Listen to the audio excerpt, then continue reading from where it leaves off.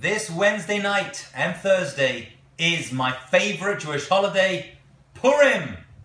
Purim, say the rabbis, is a very holy and special day. Actually, Yom Kippur stands for Yom Kippur, a day that is like Purim, but not as good. Because on Yom Kippur we come close to God by withdrawing ourselves from the physical world. On Purim we come closer to God by taking the physical world, by eating and drinking and celebrating the amazing rescue of the Jewish people in Persia thousands of years ago, by lifting the food up, by enjoying it and having a wonderful time and rejoicing, of course, with great simcha. There's a beautiful moment in the Megillat Esther, in the story of Purim, that reveals such a beautiful truth about Judaism and about our role in this world and about possible missed opportunities. Esther, we know, was forced to enter the palace of Ahasuerus, and there she was forced to marry Ahasuerus. And there was a moment when she was permitted to enter into the inner sanctum, into the throne room of Ahasuerus, to plead to Ahasuerus and to God, of course, beforehand. She fasted for 3 days before this very momentous event to ask him to save the Jewish people. Before she does that, though, her preparation was to speak to Mordechai.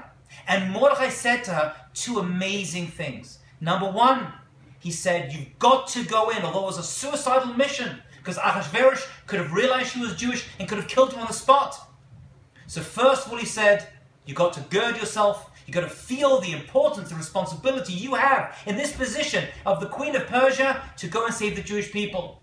And he said, if you decide not to go, then God will find redemption and deliverance from somewhere else. And also, don't think that you can hide here in the palace and pretend that you're not Jewish for too much longer, because eventually the secret will get out. What an amazing thing to say.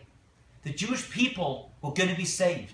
Esther's only decision was she going to be the one who's going to stand up and save the Jewish people? Or would it have been someone else? And it could have been someone else. And instead of Megillat Esther, we would have Megillat Shoshana, or Megillat Sarah, or Megillat Sheila, or who knows? But Esther realized that her entire life came down to this one moment. And she went in, and she invited them to a party, and then another party, and eventually she told Ahasuerus who she was, and the Jewish people, thank God, were saved.